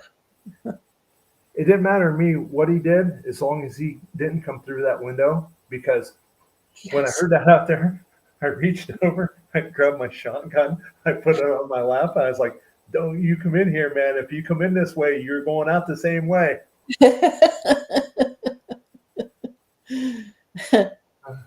Yeah, that's a scary sensation. I know I heard one running across the top of my roof Yeah, one night, and yeah, no. they're like acrobats. Yeah, yeah, they are. Even like the A-frame houses, I hear they run across them all the time. Jeez. Yeah, yeah, and the amount of people that you ask things like, "You ever have anything happen? Do you ever hear anything? Have you ever had running on your roof?" Or it's amazing how many people answer yes to that. Mm-hmm. And Mm, yeah, in the like around here, like with the swamps and everything around here, yeah. to hear like you ever hear howls that are like, heck yeah, you better believe it every night or once a week or whatever. So they're not all Bigfoot, but I think some of them are. Mm-hmm. Yeah. Yeah. If people, I try to tell people, well, if you don't know what it is, there's recordings on YouTube that you can listen to, just put in a little description of what you heard and look it up. Or else there's the Audubon bird calls Mhm. recordings on YouTube also. Um, Fascinating to listen to. And whenever I was down in Alabama, I heard a bird call, and I wasn't sure what it was. Yeah, and I described it as being a goose with laryngitis. Nice. I like Because it called at nighttime, and I'm thinking, well, I heard the single note whistles, which I pretty much am, well, they're Bigfoot signal calls Mhm. and signal whistles, and but then the goose with laryngitis, um, Kumbo said, that's probably a great blue heron that you heard. And I said, I bet you that's what it was.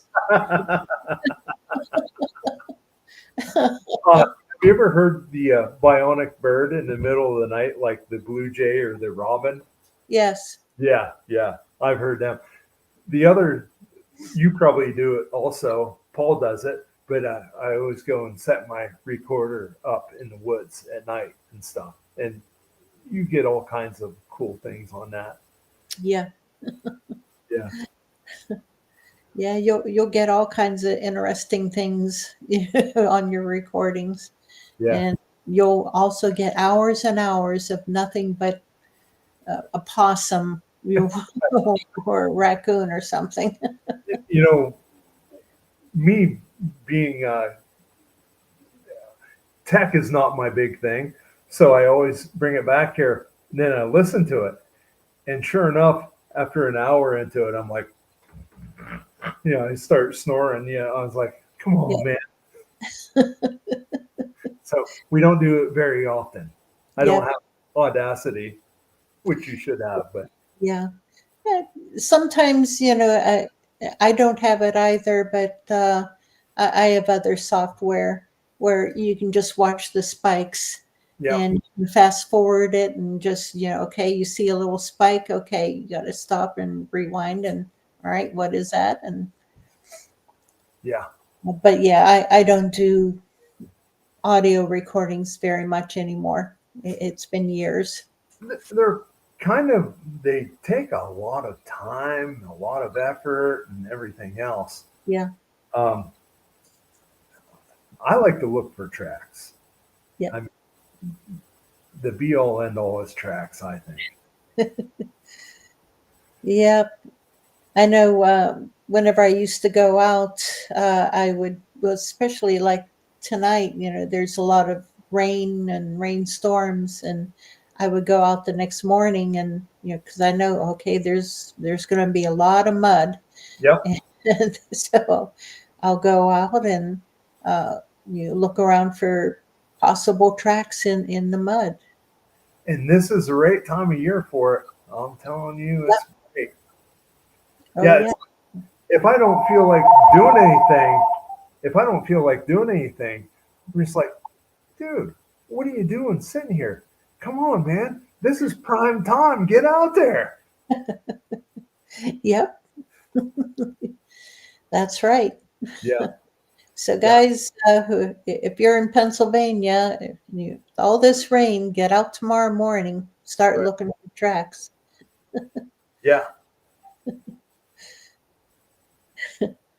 Yeah. So, uh, do you camp a lot, or it's mostly just local that you do? Almost everything. Well, Salt Fork. I go there about 4 to 5 times a year. Yeah. I go to Corks once a year. Okay. Uh, Yeah. as far as camping goes, those are really about it. Yeah. I'm not a big fan of camping per se, but car camping, I do like that, Yeah. and I'm very good at it. Uh, but pretty much everything else I do is right here locally. Uh, Hmm. the other night I was out there with T-Mac, and we went out and we did a night hike and everything, and we got some good results. And that was quintessential to what I do. It's like anytime we can get people that want to come up here and night hike, that's always awesome. Yeah. And if they end up to do that, then we just take them wherever we can take them. We'll go anywhere. But in most cases, it's like a 50-mile circle because Yeah. it's so good. Not as good as Southern Ohio, but it's pretty good. Pretty. No, it is. It's fantastic up there, I think. Yeah. Uh, I've That, always enjoyed going up. and that's even without us going into the Allegheny. I mean, just in private. The cool thing about this is um, there are so many people, and I'm so well known around here that everybody knows what I'm into. And if I Mm. call somebody up and I was like, "Hey, would you care if me and somebody else, or me and five other guys went on your property and we went out tonight and what?" And heck no, go ahead, go ahead. Almost never does anyone say no, no, go there. Usually everybody's like, go ahead, go ahead. Oh, So that's nice. yeah, we've got we've got it all made, man. All the farmers around here know us and everything. So yeah, it's a good thing. You know, all you That's have a good relationship to have with your neighbors. It yeah, really. yeah, it really is. And then on top of that, I'm in rifle range. They've got almost 500 acres. Mm. And the archery range is up there. It's got like 250 acres. All these blocks. And yeah, what a good time to be alive. uh, that's great. My yeah, I'm just trying to think. Lost track of what I was going to say. Yeah. So you were out in Bradford Yes. ago. Yeah. Yeah. That was quite a time up there.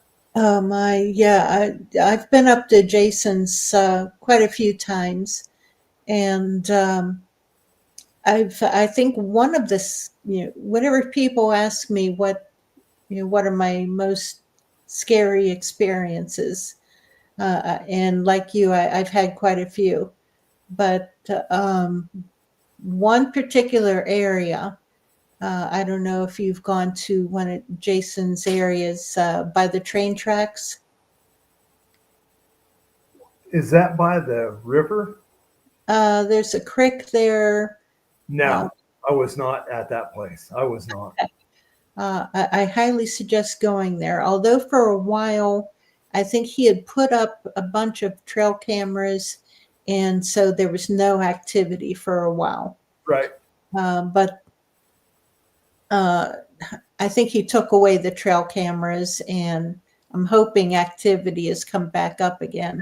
But if you get a chance to get in there, and it's you know, I was bluff charged there, Oh, nice. and possibly one crawled up underneath my pickup truck that same night. That's cool. So it's it was a hairy experience. Yeah. When I was up there, on the way out, we captured pictures of two eyes. The interesting thing was Hmm. they're about 8 foot off the ground. And Collie gave me pictures of it. So my one customer comes in here to get his car worked on, and he's an eye guy. And this guy is like super, super, super good at eyes and everything. I've heard that if you show him somebody's eyeball, he'll look at it and he'll tell you who it belongs to. That's Oh, how good he is. So he was down here after that, and I was like, "Hey Scott," I was like, "What do you think about this?" And I showed it to him, and he's like, "Well, trapedum is there." I was like, "What's that mean?" And he started telling me all the particulars about the trapedum in the eye. It reflects light and what. And I was like, "All right, so what does that mean?" He's like, "Well, whatever it was." He's like, "I don't know, was it a Clydesdale or what was it?" And I was like, "Oh my!" And it was right beside us. And oh, yeah, yeah. And I told Collie when we're on our way out, I was like, we smelt something. It smelled the typical Bigfoot smell. And yeah. he's like, "Oh man!" I was like, "Collie," I was like, take your picture or grab your camera and start doing pictures around. Mhm. And I think on one or two of them, he got the eye shine, and Oh, it wasn't visible to me, and I don't know about anyone else, but it's very visible on the pictures. camera. Very cool. Yeah, yeah, Oh yeah, whenever you can luck out and catch them like that on camera. Ooh. yeah, Especially where you get the perspective of height and size. yeah, Yeah, hence your friend's comment on, if it was a Clydesdale. right, right. Yeah, and with the smell also, that's just one more intricacy to put into the mix. Yeah. Oh yes. That's unforgettable whenever you Yeah, experience. yes, yeah, yeah. I've smelled that twice actually, but yeah, that's really something. And I don't know if they all give you that smell. I really don't think that everyone does do that, but sometimes they do. Yeah.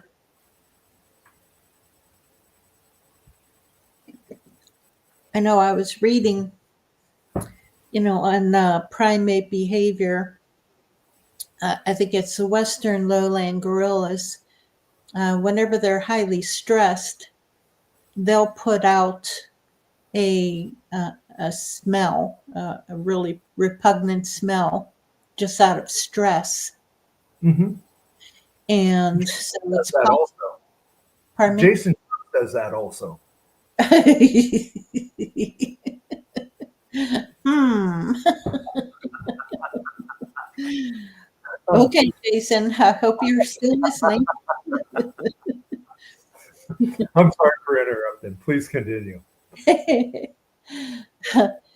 they and so I figured, well, it's possible that, since the Bigfoot exhibit a lot of primate behavior, that's one of the things that they do both, with along with everything else.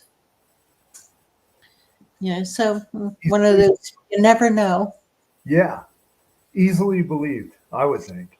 I Yeah, mean, because everything seems to be kind of an archetype of whatever. I mean, maybe they're an archetype of the ape or vice versa or whatever. It's like the oh, the Bilbo ape. The oh, okay, yeah, can't remember what the name was, but it looks just about like a Sasquatch to me. yeah.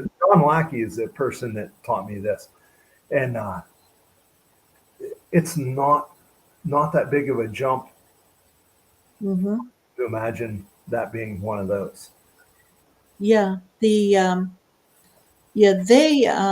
also have ground nests, also, which is something else that they share, with the Bigfoot. Hmm.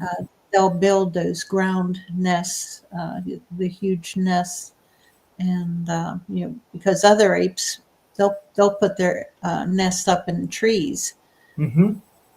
but these ones, I think they're also known as the leopard killers or lion killers. Yeah, The vicious one. They're the very vicious primate. like this kind of stuff. Talking about it, say you get into the dog man, Hmm. the one that he's colored like a hyena, and I don't know if you've ever heard of anyone that come into contact with Dogman with the hyena color. No. I had a guest on my show. His name was, I can't remember it, but yeah, he talked about having a hyena shaped one or a checkered one. It was a Dogman that was, he looked like a hyena. And Okay. yeah, I mean, why not? Wow. Why not? Yeah. Especially the mid or out west. Oh, okay. Yeah. Oh. That's interesting. Yeah, all the experiences that descriptions that I've heard is just that they were a solid color. Mhm. And maybe if you see them in different light, something a little bit brighter, maybe their coloring is more varied, like a hyena. Have you ever checked out Jonathan Lackey's work about Halligan shine? Oh yes, Oh, absolutely. yeah, I share that all the time because it's his video perfectly exhibits the hollow hair and I perfect. I think Jason Trost might have had something to do with that. Oh yeah. Yeah, yeah, yeah. Oh, Such a good subject. I I totally believe everything he said in that, man. mm-hmm. It explains so much. Oh, it does. Yeah, yeah. They're okay. Let me see. That's Pennsylvania Skookum. Is that what Jonathan's channel was? Oh, I think that's what it was. Pennsylvania Skookum, and it's the Heinlein and Shine effect or something like that. oh, I can't believe I can't remember it. He was Uh, on the channel. He had his own section on the channel. yeah, Um, Too bad Jason isn't here right now. He could tell us. But yeah, yeah, if you research Jonathan Lackey Bigfoot, I guarantee something will come up. yeah, yeah. But His work just amazing. I had the ability to spend some time with him. Mhm. He did the show, which our one show was Jonathan Lackey, and he was here for a few days. And boy, that guy is like an encyclopedia, Oh, he is. Yeah, and he documents everything so meticulously. he does. From what I recall, he had multiple journals, Hmm. just full of his research and data, tons of data. Yeah, Just absolutely amazing. it comes back to what we said. Like, you just don't know what's out there. Also, you just don't know what kind of researcher people are until you really get to know them. And Right. so many people are so meticulous with everything. Yeah. And I love it because I'm not that way, totally not that way, but I love the fact that they're that way. Yeah. Same here. I'll make notes at the end, of what I remember, of my report. But as for yeah, everything else, no, I don't have it. Hey, there's T Mac. Hey, T Mac. There he is. Good to see you. Yeah. Jonathan Lackey's like he's his own, he's in a league of his own, man. He really, yeah. But everybody on Cryptovania, we had like 5 guests on Cryptovania. Every person was so different than the person before. Yeah. And I really got my mind expanded by it because everybody come at it from a different way and everything. And Hmm. it was so cool to see regular people that what they do is research Bigfoot and Right. from all different angles and whatever. It's such an interesting time. It was so good. It really is, because what you see and what's so great about it is they're sharing, Hmm. and so by their sharing, and this comes into our motto is that whenever you share, you learn more. You're helping everyone else learn more because again, you're filling in gaps, of this puzzle. And what someone is researching, like myself with the glyphs, and you came up with the one glyph that you had seen and you weren't sure if it was a glyph at all. And yeah, that was definitely a glyph, and it has meaning. I never even got a picture of it. Well, now you know. probably tramped through about 1,000 of them in my lifetime.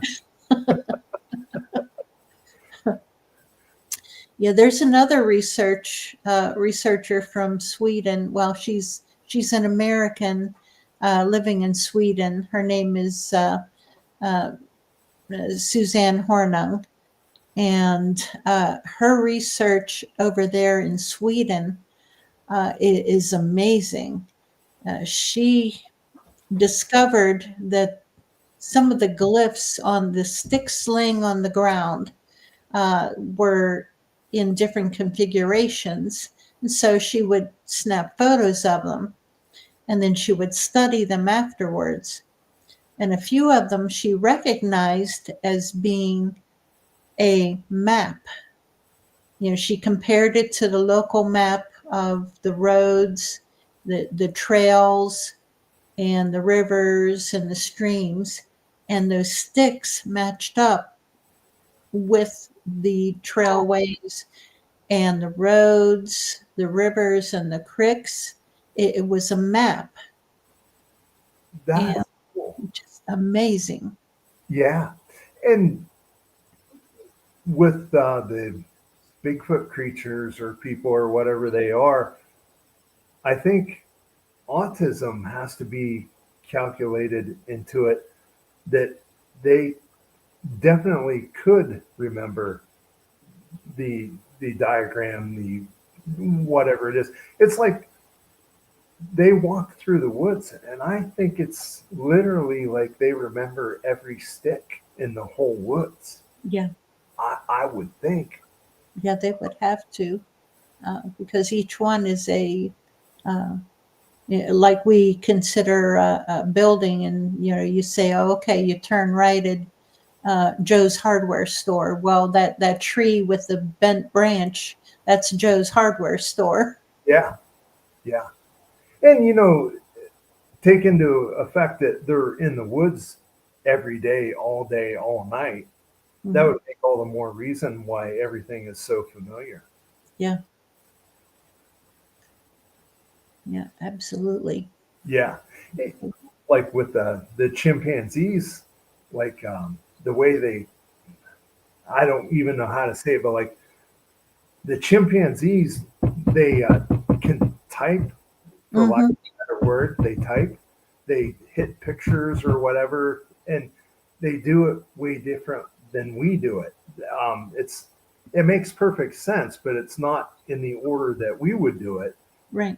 Just like languages, like German is different from French or whatever. It's like the Hmm. the subject and the pronoun and the verb, or everything's in different orders. Just like Latin, everything's at the beginning of a Latin phrase. That like the action happens at the beginning of the phrase. Yeah, Yeah. So fascinating. yeah, it really is. It's an endless puzzle, and we all have to um, put this puzzle, trying to put the puzzle together. Well, TMAC is saying Hebrew is actually written backwards. Yes. That is correct. Yeah. Yeah. Interesting. You got to bring everything in, all these little puzzle pieces. It brings you back full circle to what I told you that Paul did with the tent, the Gospel of John or whatever he had. Yeah. It kind of makes you wonder, maybe there's something to it. Who knows, man? It's always worth a try. Oh, absolutely. Yeah. I know that there have been some people who report saying, telling a Bigfoot, "I rebuke you in the name of Jesus Christ," and Yeah. they go away. And Yes. and so if true, that kind of is very telling as Hmm. to their background. I've even heard of like some people, they would say like, who is God? Who is your savior? Whatever they say it to Bigfoot, kind of telepathy, or they ask them outright or whatever, and Mhm. they always give like some other answer. It's always like they never say that Jesus is God, that Jesus is the Savior or whatever. They never say that. Yeah. And that leads me to believe that something's not right. Yeah. Yeah. Well, we'll find out eventually, That's for sure. one way or the other. Yeah. All I know is, yeah, they are definitely connected to that realm, that angelic, whether it's good or evil, they're connected to it definitely. Hmm. It's so cool to watch people like 20 years ago that Bigfoot was almost taboo, and then it turned into, yeah, it's an ape. And a little while later, it turned into, yeah, they're interdimensional, or they went from this to this to this to this, all the way to now, where just about everybody believes in the woo, I would think. And so nowadays, now we have to look for something else to really get under people's skin, like maybe the flat earth or something like that, because nobody wants to talk about that. No. Yeah, my So channel's open to just about anything, but I don't know. Yeah, that I would have to be. I'm not gonna. Yes. As an example, as an example. Yes. Yes. Oh my. Well, tell you what, it's a quarter to 10 here. Uh, I'm getting pretty tired. But tell you what, we'll have you on again and talk about I'll what, hold you to it. yeah, what other adventures that you've been into. Right on. Maybe But that's yeah, right. yeah, T-Max says this rabbit hole is deep. Yep, you're right. Yes, yes.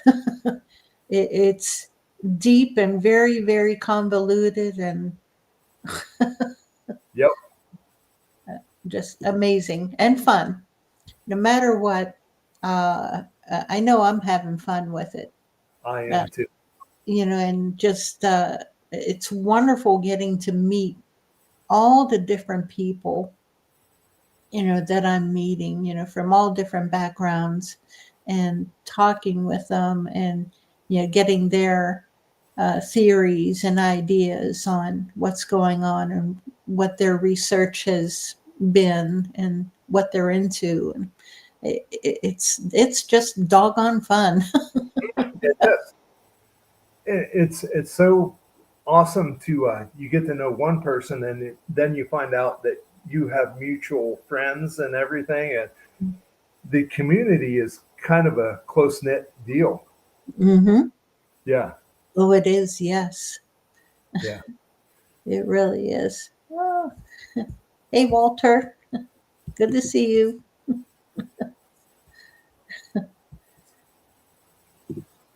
All kinds of good friends in here. A lot of these people in here I've met, some I haven't, but they're all good people. A lot of people I follow on Facebook Mm-hmm. that I may or may not have met in the real world, but Yep. still. Yep. Oh, have you been to Land Between the Lakes yet? No, it's on my bucket list. I'm going to try to get down there this summer.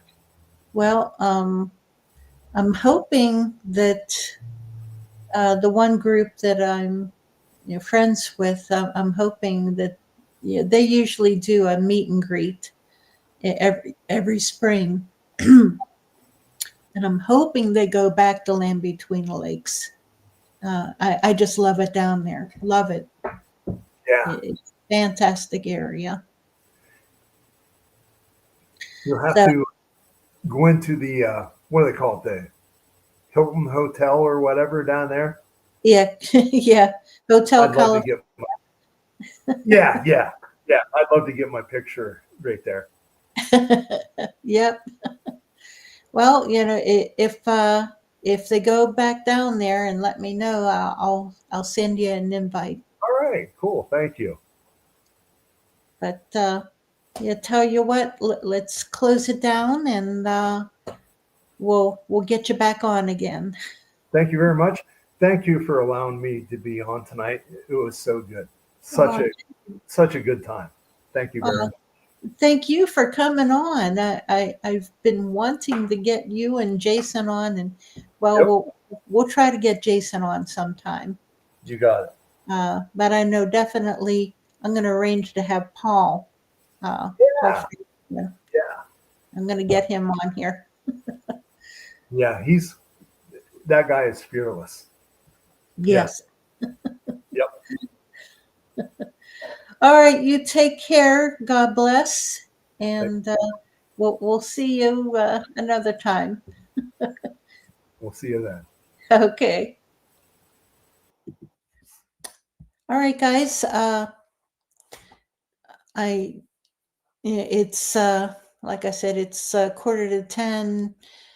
I'm still not quite used to this the time change, but I'm tired, and you guys know. But hey, thank you all to all you new people on here. I hope that you continue with us. We're on every Wednesday evening, 7:30 p.m.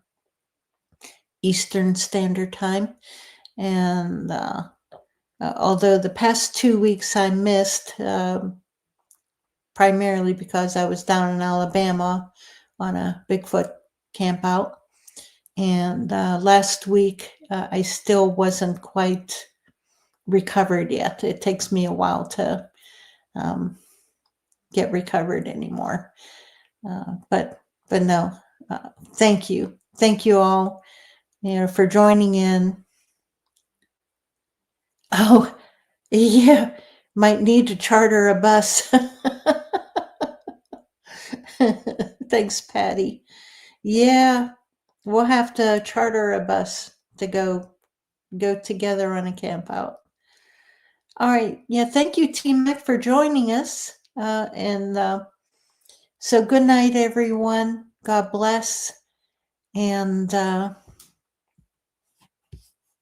Monkey Wench out.